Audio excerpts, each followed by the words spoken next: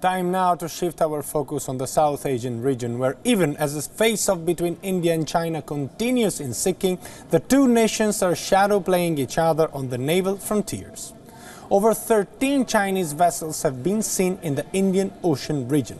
Indian naval satellite Rukmini and patrol aircraft like Poseidon 8I have monitored these units in the last 2 months. These vessels, the Chinese vessels, include the latest Luoyang 3 class guided missile destroyer to hydrographic research vessels. China has been continuously mapping the Indian Ocean.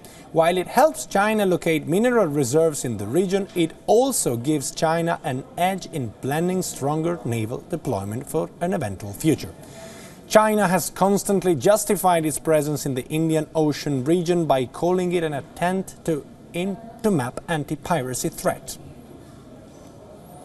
This posturing by China is being seen as an effort by China to increase its footprints in the Indian Ocean region. Various other nations too have complained of growing Chinese interference in the international maritime regions. For more on this story, I am now joined live from the newsroom by my colleague Ramesh Ramachandran. Ramesh, thanks for joining me. This is again not something new. It has been going on for years, this competition between China and India in the Indian Ocean. How is it different this time? Is it because it's happening at a time where the two countries are also fighting along the border? Indeed, Daniele, this is not entirely unexpected.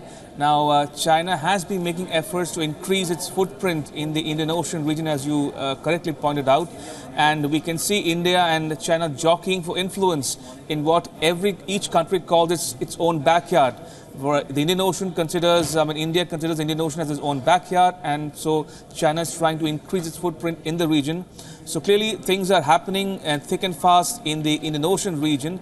But that said, Daniela, the fact of the matter is this comes close on the heels of the border standoff between India and China, number one. Number two, the cancellation of the Kailash Mansarovar Yatra through Nathula in the northern Indian state of Sikkim.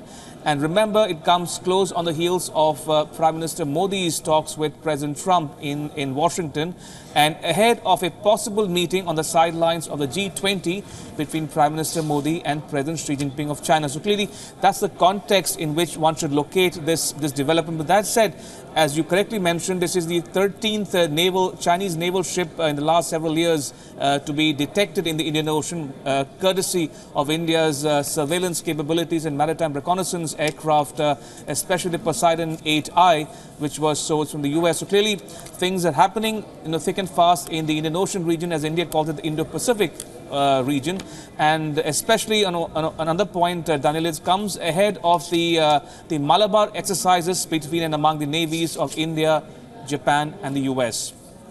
And Ramesh, so if we have to look at it and with a little bit of an historical perspective, the competition has been on sort of different levels. China has been implementing a string of ports all across the Indian Ocean, and India is kind of competing in order to become, let's say, the sort of the security keeper of the entire ocean. So now we see that perhaps China is trying also to overcome that role that India had. Am I wrong if I say this?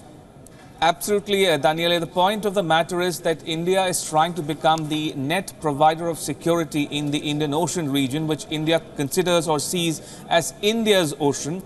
But that said, the historical perspective, China has consistently tried to expand its footprint in South Asia on land and at sea.